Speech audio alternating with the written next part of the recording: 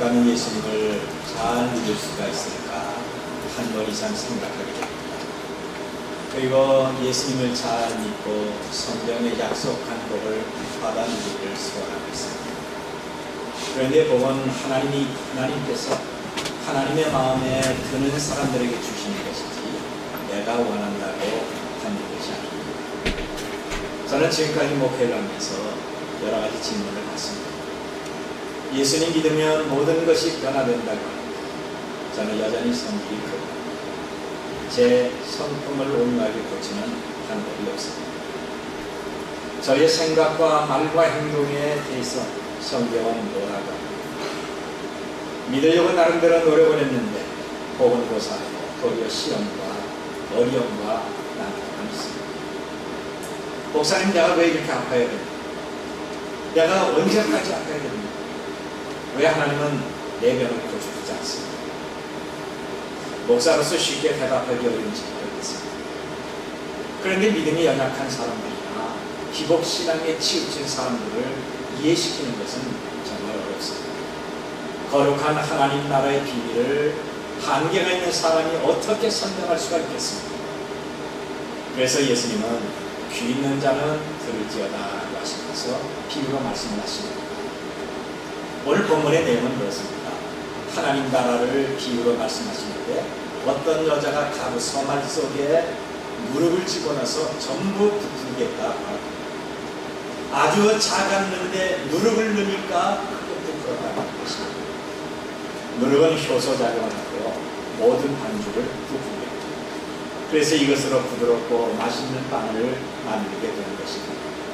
그런데 밀가루 반죽에 누룩이 없으면 부풀지 않아서 맛있고 부드러운 빵을 만들 수가 없습니다.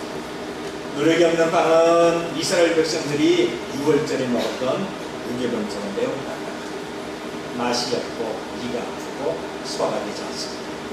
그래서 병자나 어린아이나 노인들 그리고 치아가 나쁜 사람들은 먹을 수가 없는 것입니다. 바로 이런 반죽에 누룩이 들어가면 부드럽게 부풀어서 연하고 맛있는 빵이 될 수가 있습니다. 여러분, 저는 이 시간에 여러분들에게 빵을 만드는 방법을 말씀드리는 것입니다. 우리 모두가 예수님을 잘 믿고 복을 받아 이 땅에서 범사가 되고 모든 것이 행복하게 변하는 비결을 지금 강단에서 말씀드리는 것입니다. 오늘 여기 나온 누룩은 무엇을 상징하고 있습니까? 누룩은 구원을 주시는 예수님과 그분의 말씀을 상징하고 있습니다. 예수님과 그분의 말씀은 우리 자신과 하나님의 축복과 내밀한 관계가 있는 것입니다. 누구나 편안하고 행복한 가정에서 살기를 원하고 있습니다. 그런데 원한다고 저절로 이루어지는 것은 아니죠. 먼저 우리의 가정이 행복하려면 내 심령에 누룩이 있어야 되는 것입니다. 내 심령에 예수 그리스도와 그분의 말씀이 있다고 한다면 모든 것이 연해지고 부드럽고 크게 돼서 하나님의 주신 복을 받아들일 수가 있습니다. 성경은 말하기를 마치 여자가 가루 서말 속에 갖다 넣어 전부 부풀게 한 누룩과 같은 이라고 있습니다. 신앙이 성장하기를 원하면 정말 내 가정이 편안하기를 원한다면 먼저 예수 그리스도를 구주로 믿어야 되는 것입니다. 그리고 그분의 말씀을 내 마음에 담아야 되는 것입니다. 우리의 삶이 하나님의 말씀 앞에 완전히 노출이 되어야 됩니다. 반죽에 누룩이 들어가 부풀게 하는 것처럼 바로 내 심령에 예수님과 그분의 말씀이 들어가면 내 믿음이 성장하는 것과 동시에 하나님의 복을 받을 수가 있습니다. 하나님 은혜와 돌보심은 믿음 있는 사람들에게 주어집니다. 그래서 우리가 큰 믿음을 가지면 큰 은혜를 받고 아주 작은 믿음이 있는 사람은 작은 은혜가 있습니다. 반면에 믿음이 전혀 없는 사람은 하나님의 풍성한 은혜와 복을 기대할 수가 없습니다. 여러분, 우리의 믿음은 하나님의 말씀과 내밀한 관계가 있음을 기억하도록 하십니다. 만일 하나님의 지극히 작은 겨자씨가 성장해서 새가 앉으며 둥지를 트는 것처럼 내 심령에 하나님의 말씀으로 충만하게 채워진다면 정말 하나님의 놀라운 은혜를 경험할 수가 있는 것입니다. 요사이 모든 종교는 결국 하나다. 모든 종교는 다 똑같은 겁니다. 유교도 좋고 불교도 좋고 기독교도 좋고 종교끼리 하나가 돼서 서로 뭉치면 얼마나 좋겠느냐. 바로 이렇게 포스트 모더니즘이라고 하는 자유주의 신학자. 그리고 이단이 많이 등장하고 있습니다. 유교의 특징은 권위와 조상 숭배, 예식을 우선. 불교는 가진 거 다 내려놓고 세상을 떠나 마음의 도를 닦는 것입니다. 지금 이것이 까꾸로 돼가고 있습니다. 그러나 우리 기독교는 세상을 떠난 것도 아니고 모든 것을 비워놓는 것도 아니라 오히려 하나님을 가까이 하면서 그분의 말씀을 내 심령에 채워서 세상에 빛이 되게 하는 것입니다. 하나님의 말씀이 우리 마음에 들어가면 단력이 생깁니다. 용기가 있고 적극적으로 변하게 되는 것입니다. 여러분, 저는 원래 내성적이고 소극적인 사람이었습니다. 제가 청년 때까지 적극적인 활동을 하지도 않았고 또한 내 편에서 능동적으로 사람을 접근하지도 않았습니다. 더구나 제가 예수님 믿고 어둡고 컴컴한 곳에는 기도 한번 제대로 못했던 것입니다. 기도하려고 눈만 감으며 마귀가 나타나서 덤벼들 것 같아서 무서워서 기도하지 못했습니다. 그런데 어느 날 하나님의 말씀이 소극적이고 내성적인 저에게 이렇게 말씀하는 것입니다. 야, 너 강하라. 너 담대해야겠다. 내가 너를 지켜준다. 너 내 것이다. 세상이 너를 손대지 못할 것이다. 너 강해야 된다. 언젠가 하나님의 말씀이 제 마음을 두드리면서 자리를 잡았을 때 지금까지 저를 누르고 엄습했던 불안과 공포는 다 사라져버리고 하나님을 가까이 할 수 있는 담력과 평화가 생겼던 것입니다. 이것은 제가 아니라 모세가 그랬고 여호수아가 그랬습니다. 이들에게 하나님의 권능의 말씀이 누룩처럼 스며들었을 때 강하고 담대한 이스라엘의 지도자가 된 것입니다. 밤새 그물을 내리고 걷어올리고 수십 번 했지만 물고기를 한 마리도 잡지 못해서 허탈하고 지친 베드로를 보십시오. 날이 새자 오늘은 참 재수가 없다. 오늘 정말 헛고생했다. 뭐 이런 날이 있어? 그러면서 고기 잡는 것을 포기하고 어둠 속에서 그물을 싣고 있었어요. 이때 예수님이 찾아오셔서 그물을 배 오른편에 던지라고 하십니다. 여러분, 다른 사람 같으면 처음 보는 사람인데 저를 아십니까? 당신은 누구십니까? 물어봤을 거예요. 그리고 고기를 잡아보셨습니까? 물어봤을 것입니다. 예수님이 고기를 잡아보지 못했다고 한다면 베드로의 성질상 그들이 있을 사람은 아닙니다. 당장 그물을 내려놓고 당신 뭔데 그런 말을 합니까? 어부였던 나도 고기를 한 마리도 못 잡았는데 당신 어부도 아니면서 어떻게 고기 잡으라고 하십니까? 피곤하고 지친 나를 지금 놀리는 것입니다. 언성을 높이면서 싸웠습니다.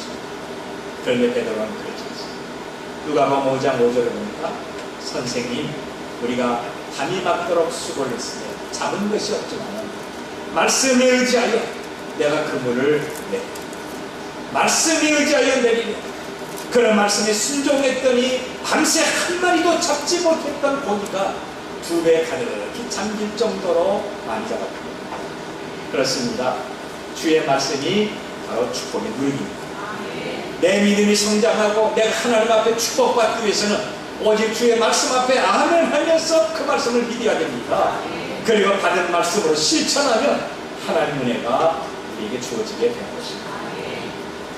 다윗이 나이를 많이 먹고 이제 죽을 때가 됐습니다. 그 아들 솔로몬을 불러다가 마지막으로 죽었습니다. 여러분, 사람이 마지막으로 하는 말이라고 한다면 얼마나 진솔한 말이 되겠습니까? 아무리 나쁘고 흉악하고 범죄를 할지라도 그가 자식을 앞에 놓고 마지막으로 하는 말이라고 한다면 얼마나 정직하고 바른 말을 하겠습니까? 하물며 평생 주님을 섬겼던 다윗이 마지막 말을 하는 것입니다. 그 말은 이렇습니다. 야, 솔로몬아, 네가 여호와의 명령을 지켜 그 율로 행하며 그 법률과 계명과 율례와 증거를 모세의 율법대로 기록된 대로 다 지켜.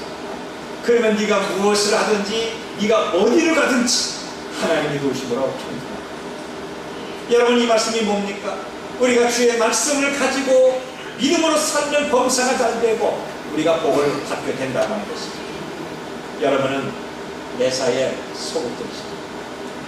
정말 용기와 자신이 없으십니다. 우리 가운데 신앙의 의심이 생기는 분이 있습니다.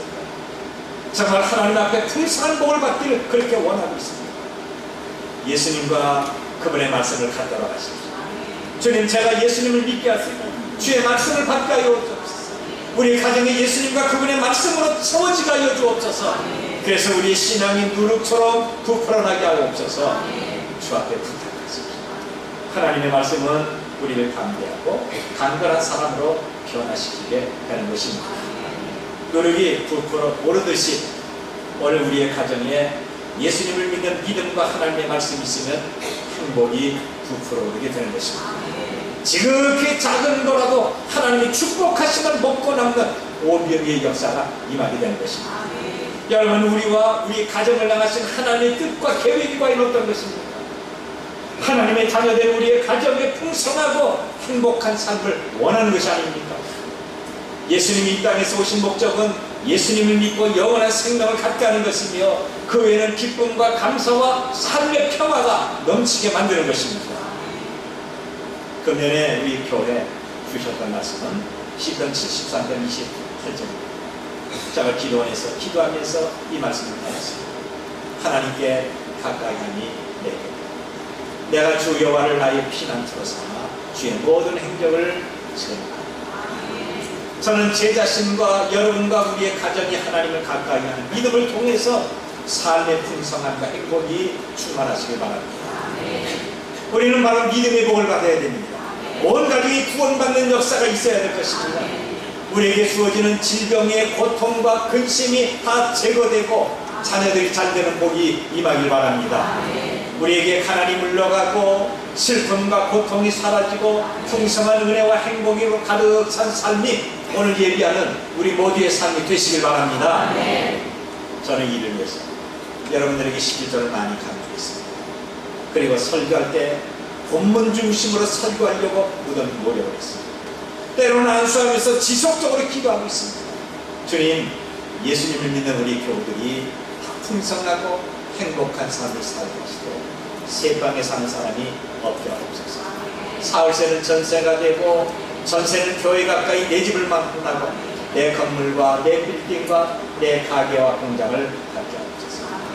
우리 가운데 자녀 등록금과 결혼 비용으로 기죽는 부모가 되지 않게 하옵소서. 우리 가운데 자녀들이 성공하고 출세해서 이 나라를 이어받으며 대한민국을 이끌어가는 기둥과 같은 일꾼들이 나오게 해주옵소서. 특별히 우리가 먹고 사는 일에 허리 굽히고 피곤하지 않게 하려고 정기다. 늙어서 친구들이 찾아와도 밥 한 끼 제대로 대접할 수 있는 사람이 되게 해달라고 하나님 앞에 기도하고 있습니다. 여러분, 저도 지금 이런 기도하고 있는 것, 하나님 제가 믿어서 제 친구들이 찾아오고 우리 교우들이 반갑다고 저를 찾아오면 제가 밥 한 끼 멋지게 대접할 수 있는 사람이 좀 되게 하옵소서. 왜 왔어? 없는데 눈치 보고 핀잔 주는 목사가 되지 않게 하시고 정말 기쁨으로 대접하는 목사가 되게 하옵소서. 저는 지금까지 기도했습니다. 지금까지 많은 성도들 우리 교회에서 복을 받았고 또 앞으로 더 큰 복을 받을 것입니다. 잠언 28장 5절 말씀을 보니까 25절에 여호와를 의지하는 자는 풍족하게 될지라 그랬습니다. 풍족한 삶이 저와 여러분과 우리 자녀들에게 임하실 줄로 믿습니다. 잠언 22장 4절 보니까 겸손과 여호와를 경외함의 보상은 재물과 영광과 생명이라고 있습니다. 현재 우리가 나이가 많고 내가 병들고 내가 실직했어도 내 후손들이 복을 받음으로 자녀들이 고생한 부모에게 효도함으로 범사가 형통하고 건강하며 행복한 성도가 될 줄로 믿습니다. 그리고 젊은이들은 젊을 때부터 예수님 뜻대로 살면 하나님이 반드시 복 주실 줄로 믿으시길 바랍니다. 빌립보 4장 19절 보니까 나의 하나님이 그리스도 안에서 영광 가운데 그 풍성한 것 너희 모든 쓸 것을 채우지라고 말씀하고 있습니다. 여러분, 나의 하나님 다른 사람의 하나님이 아니십니다. 저기 계신 하나님이 아니십니다. 다른 교회 하나님이 아니라 오늘 예비하고 내 예배를 받는 나의 하나님이 그리스도 예수 안에서 우리에게 풍성한 은혜를 베풀어 주십니다. 믿으시길 바랍니다. 이제 하나님의 말씀과 예수 그리스도 우리와 우리의 가정을 주장하도록 하십시오. 그러면 우리의 삶은 누룩처럼 부풀어지게 될 것입니다. 누룩이 들어가면 커지고 부풀어. 누룩은 모든 것을 부드럽게 만듭니다. 세상의 눈, 불신과 교만의 눈, 은혜 없는 눈으로 보니까 목사가 선교하는 이 말씀이 거짓말 같고 정말 미련하게 보일 뿐입니다. 그런데 우리는 세상에서 모순되고 미련하게 보이는 것을 믿고 찬양하고 있습니다. 세상이 부인하고 믿지 않는 것에 순종하며 헌신하고 있는 것입니다. 여러분, 우리가 하는 모든 것이 누룩이 돼서 천교보다 천배의 놀라운 은혜와 풍성한 복이 임하시기를 축원합니다. 두 번째는 반죽 속에 누룩이 들어가면 부드러워지게 되는 것입니다. 아주 삶이 부드럽습니다. 떡반죽 같은 우리에게 예수님과 말씀이 들어가면 신령이 부드러워집니다. 살인자, 강도, 절도와 사기, 강포하고 흉악하며 잔인한 사람들에게 하나님의 말씀이 그 심령에 들어가서 발효만 된다고 한다면 모든 것 변해서 부드러워지게 됩니다. 참고로 하나님의 말씀은 그 사람의 얼굴을 부드럽게 만들며 윤기 있게 만드는 것입니다. 살기에 등등한 사울에게 하나님의 말씀이 들어가니까 생명을 증거하는 전도자로 변해들어갑니다. 그가 예수님을 믿기 전에는 살기와 위협이 등등해서 진실한 그리스도를 잡기 위해서 다른 지방으로 출장을 가고 있는 것입니다. 그러다가 다메섹 도상에서 예수님과 그분의 말씀이 그의 마음에 누룩이 돼서 뿌리를 쓰르머니 됩니다. 그러자 즉시 생각이 달라지고 말이 달라지고 행동이 달라졌습니다. 변화된 그 인격과 신앙은 사도행전 20장에 기록이 되고 있습니다. 그는 이제 예루살렘으로 가기만 하면 잡혀서 죽을 것을 알고서 그래서 이것을 말리는 장로들에게 이렇게 말합니다. 내가 여러분에게 유익한 것은 무엇이든지 공중 앞에서나 각지에서 꺼리낌이 없이 전하여 가르쳤습니다. 그러면서 나의 달려갈 길과 주 예수께 받은 사명 또 하나님의 은혜의 복음 증언한 일을 마치려 하면 나의 생명조차 조금 더 귀한 것으로 여기지 않습니다. 내가 3년이나 밤낮 쉬지 않고 눈물로 훈계한 것을 기억하도록 하십니다. 내가 범사에 복음을 보였습니다. 여러분, 이것이 살기에 든든한 사울이 바울로 변한 말씀입니다. 사람이 변화도 어떻게 이렇게까지 변할 수가 있겠습니까? 그런데 문제는 나는 얼마나 변했느냐. 여러분은 예수님 믿고 얼마나 변했습니까? 예수님 믿고 얼마나 생각이 달라졌습니까? 예수님 믿고 말이 달라지고 과연 인격이 달라졌습니까? 우리는 다른 사람에 대해서 평가와 비판은 잘하지만 내가 얼마나 달라졌는가 심각하게 생각하셔야 됩니다. 성질이 불같은 모세는 하나님의 말씀을 통해서 온유한 사람입니다. 성질이 급해서 우리의 아들이라는 별명을 가졌던 야고보와 요한은 인내와 사랑이 살아나고 마침내 순교의 피를 흘리게 된 것입니다. 오늘 우리 가운데 묵하면서 성질이 불처럼 급히 타오르는 사람이 있습니다. 생각해보지도 않고 먼저 화부터 내고 언성을 높입니다. 다혈질이라 내 사이에 겸손하고 모든 생각이 자기 중심적이어서 실수를 많이 하고 다른 사람들에게 상처를 줍니다. 여러분은 다른 사람을 배려하는 마음이 부족하다고 생각하십니다. 다른 사람이 나를 인정머리가 없다고 생각하십니다. 우리의 마음을 부드럽게 하는 하나님의 말씀을 내 심령에 담도록 하십시오. 그러면 삶이 변합니다. 내 생각이 달라지고 급한 성격이 변하고 가정은 신뢰와 은혜 중심이 됩니다. 이제부터 여러분들이 성경을 읽거나 아니면 말씀을 들을 때마다 한 글자 한 말씀이라도 스쳐 지나가지 말고 마음에 담도록 하십시오. 겨울이 오면 김장을 하고 보일러를 점검하며 월동 중입니다. 저와 여러분에게 인생의 겨울이 오기 전에 하나님의 말씀을 내 심령 가운데 채워야 될 것입니다. 그러면 정말 온유하고 부드러운 인생 행복을 누리게 될 것입니다. 그리고 세 번째로 누룩에 반죽이 집어넣으면 맛이 있습니다. 맛이 있어요. 인생의 맛이 어떤 것입니까? 행복이잖아요. 어떻게 살아야 행복합니까? 여러분은 왜 살고 있습니까? 목적의식이 분명해져요. 그렇습니다. 죄인된 우리가 예수님을 믿으면 삶의 목표가 뚜렷해집니다. 예수님이 저와 여러분의 인생이 어떤 것인가 바르게 가르쳐주고 있다고 합니다. 사도 바울이 예수님을 믿은 후에 그가 무엇을 해야 될 줄 알았고 그래서 복음을 위해 사는 전도자가 됐습니다.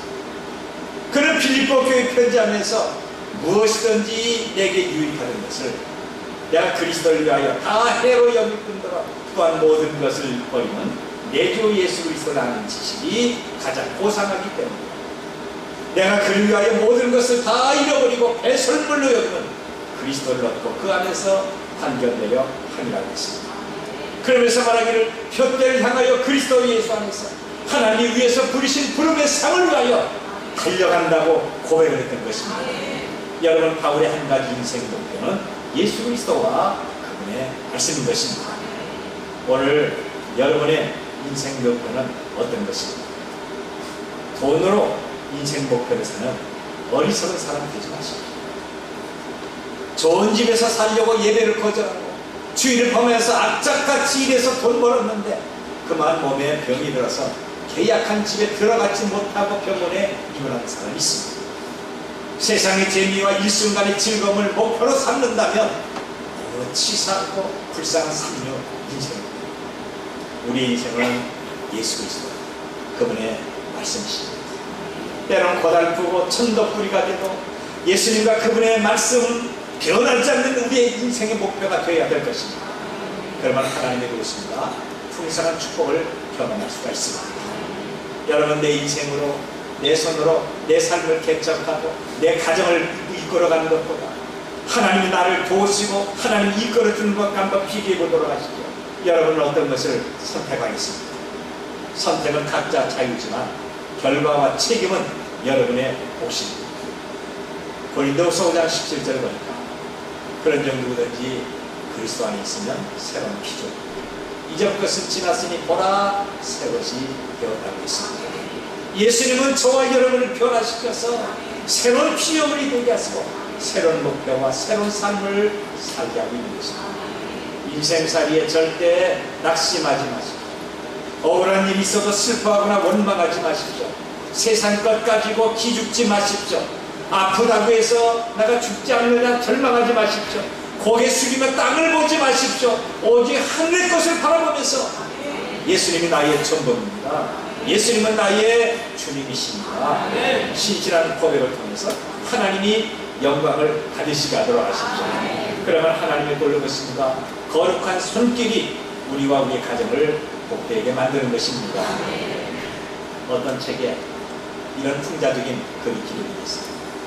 대학교 총장이 신입생을 맡고 일장에 훈시하는 것, 좋은 말을 다 생각하면서 얘기하고 신입생 여러분은 지금부터 이 운동장을 달리고 뛰도록 하시고 여러분은 용감하게 젊은이답게 자부심과 긍지를 가지고 성실하고 노력하면서 분대하고 인내하면서 결사적으로 달리도록 하십시오. 총장은 교육과 도덕의 온갖 용어를 다 동원시켜서 운동장을 달리라고 합니다. 그때 한 학생이 질문합니다. 총장님의 말씀은 잘 들었습니다.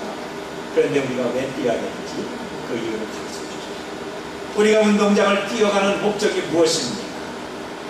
그러자 총장은 그 학생을 보면서 그만 묻지 마시고 특별한 이유가 없지만 실은 많이 잘못합니다. 선배들도 그냥 뛰고 또 뛰었습니다.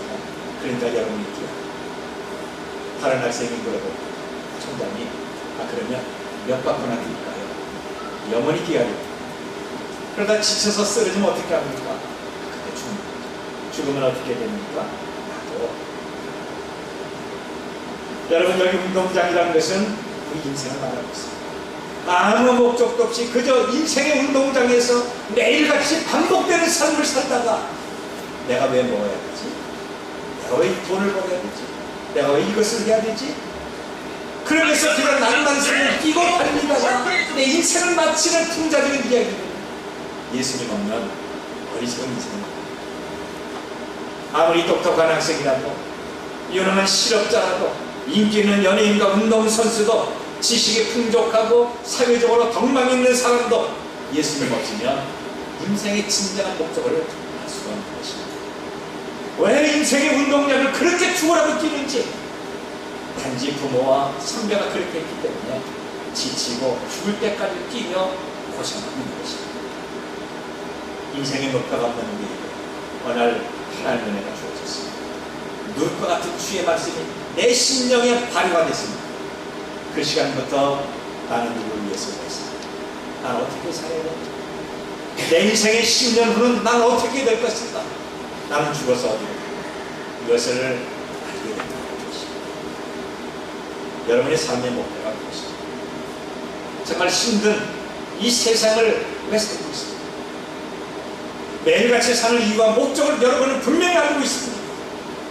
이제부터 누가 여러분들에게 당신은 왜 삽니까? 라고 묻거든 나 예수님 때문에 살고 예수님 때문에 내가 축복을 받기 때문에 내가 믿음으로 산다고 분명히 말하도록 하십니다. 그렇습니다. 예수님은 위에서 있고 생명이고 힘이며 방패와 능력이십니다. 믿으면 아멘 하도록 하십시오. 더 크게 아멘 합시다. 여러분 이제는 예수님이 우리의 심령에 누룩처럼 부풀게 하도록 하십시오. 아무리 누룩이 좋아도 발효되도록 따뜻하지 않으면 부풀지 않습니다.